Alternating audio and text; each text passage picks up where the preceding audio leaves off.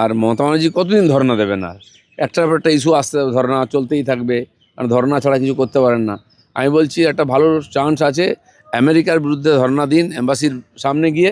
কেন পেট্রোলের দাম বাড়ছে, কেন গ্যাসের দাম বাড়ছে, ওখানে খালি হাঁড়ি কুড়ি নিয়ে রান্না করার নাটক বন্ধ করুন, ড্রামা কুইন।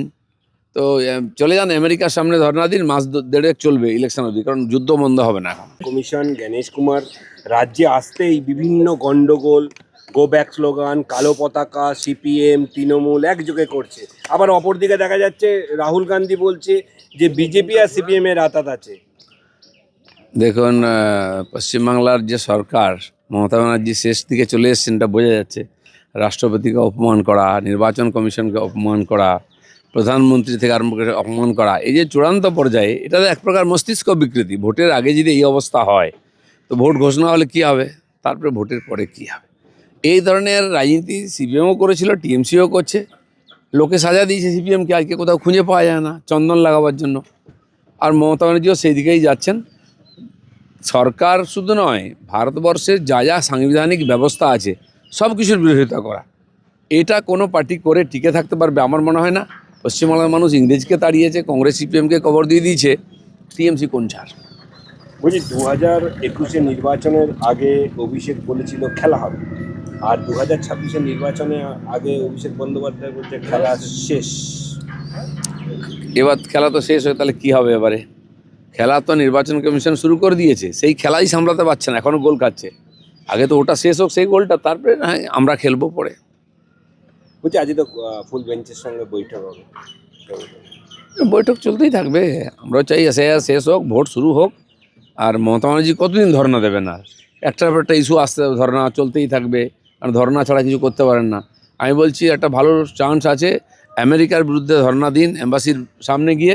কেন পেট্রোলের দাম বাড়ছে, কেন গ্যাসের দাম বাড়ছে, ওখানে খালি হাঁড়ি কুড়ি নিয়ে রান্না করার নাটক বন্ধ করুন, ড্রামা কুইন। তো চলে যান আমেরিকার সামনে ধর্ণা দিন, মাস দেড়েক চলবে ইলেকশন অবধি, কারণ যুদ্ধ বন্ধ হবে না এখন।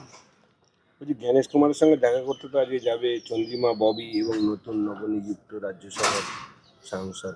যদিও রাজীব ইলেকশন কমিশনার এত শত্রু, যাকে গোব্যাক বলা হচ্ছে, বিরুদ্ধে বিক্ষোভ দেখানো হচ্ছে, তার কাছে কেন যাচ্ছেন? পায়ে ধরতে যাচ্ছেন যে যাওয়ার হয়ে গেছে, ছেড়ে দিন, ওই 50,000 ভুয়ো ভোটার যেটা আছে ওটা আটকাবেন না, তাহলে কিন্তু আমাদের মুশকিল হয়ে যাবে, এসব বলার জন্য যাবেন। বলছি ওই যেখানে অমিত শাহ সভা করেছিল সেখানে অভিষেকের সভা, এবং সভা শেষে টুইট করছে অভিষেক, বলছে দেখুন অমিত শাহের আগে জনসাধারণের ছবি দেখুন আর আমাদের ছবি দেখুন, মানে বিজেপির খেলা শেষ হয়ে না না, ছবি দেখিয়ে কিচ্ছু হবে না, 2 মাস পরে ছবি হয়ে যাবে।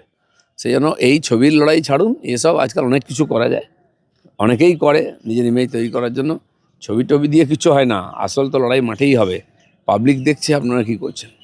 কালকে আপনার এই ইকো পার্কের অদূরেই দেখা গেল তাপস চট্টোপাধ্যায়ের নেতৃত্বে এই জ্ঞানেশ কুমারকে গো ব্যাক স্লোগান, স্বয়ং বিধায়কের উপস্থিতিতে বিধায়ক এসেছিলেন। আসল হচ্ছে টিকিটের লড়াই। এখানে নিউ টাউনে কে টিকিট পাবে? যার মুখটা বেশি টিভিতে দেখাবে, দিদি দেখবে, তাকে টিকিট দেবে। লড়াইটা সেখানেই হচ্ছে। সেরকম কালকেও কলকাতাতে কালো কাপড় পরে লাফালাফি, হাঁড়ি কুঁড়ি বাজানো দেখলেন, সব ইলেকশনের জন্য টিকিটের লড়াই। কার কেটে যাবে? এখন ভাইপো টিকিট বিলি করলে অর্ধেক তো এইসব লোককে খুঁজে পাওয়া যাবে না, হাফিস। সেই জন্য আগের থেকে কালো, আজ দিদি বলেন যে কালো কাপড় পরে আসুন, দিদি পরে আসবে, কাল বলে থান পরে আসুন, পরে আসবে, কিচ্ছুই নয়, সব টিকিট। বলছি জ্ঞানেশ কুমারের সঙ্গে তো দেখা করতে যাবেন এবং গুরুদায়িত্ব দিয়েছে রাজীব কুমারকে, গুরুদায়িত্ব পেলেন রাজীব কুমার। গুরু দায়িত্ব নয়, আমরা যে স্লোগান দিতাম, পশ্চিমবঙ্গ পুলিশ উর্দি ছাড়ো, টিএমসির ঝান্ডা ধরো, তার প্রকৃষ্ট প্রমাণ হচ্ছেন রাজীব কুমার।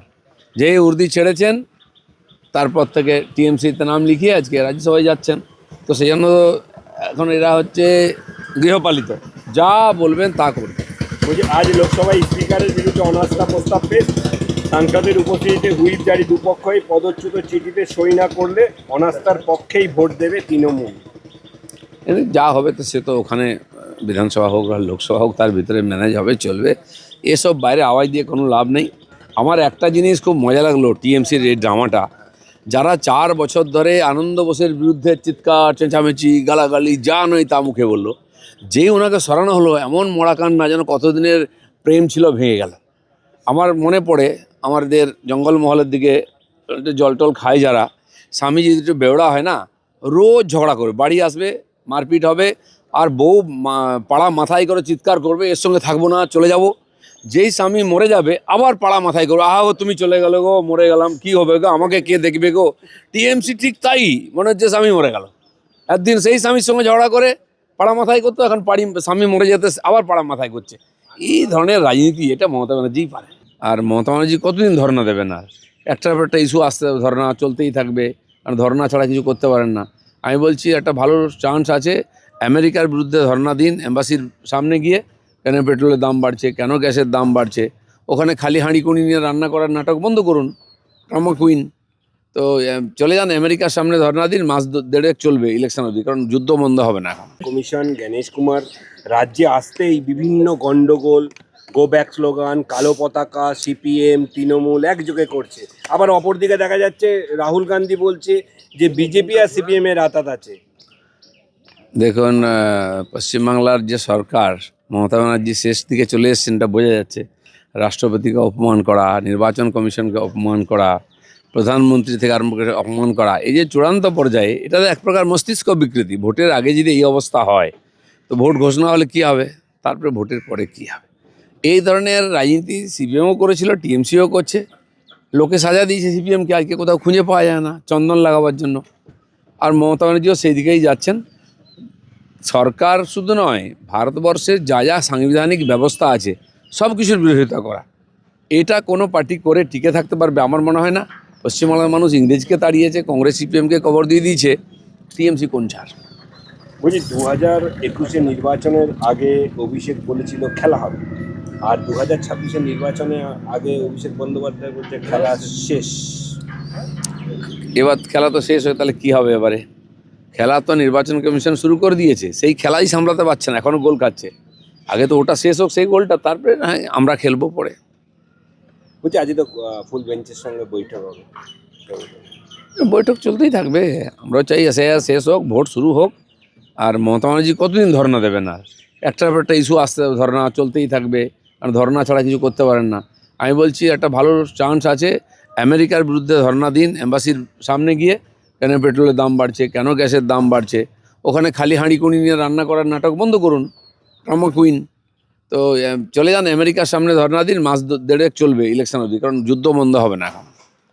বলছি জ্ঞানেশ কুমারের সঙ্গে দেখা করতে তো আজকে যাবে চন্দ্রিমা ববি এবং নতুন নবনিযুক্ত রাজ্যসভার সাংসদ যদিও পরবর্তী রাজীব ইলেকশন কুমার। কমিশনার এত শত্রু, যাকে গোব্যাক বলা হচ্ছে, বিরুদ্ধে বিক্ষোভ দেখানো হচ্ছে, তার কাছে কেন যাচ্ছেন? পায়ে ধরতে যাচ্ছেন যে যাওয়ার হয়ে গেছে, ছেড়ে দিন, ওই 50,000 ভুয়ো ভোটার যেটা আছে ওটা আটকাবেন না, তাহলে কিন্তু আমাদের মুশকিল হয়ে যাবে, এসব বলার জন্য যাবেন। বলছি ওই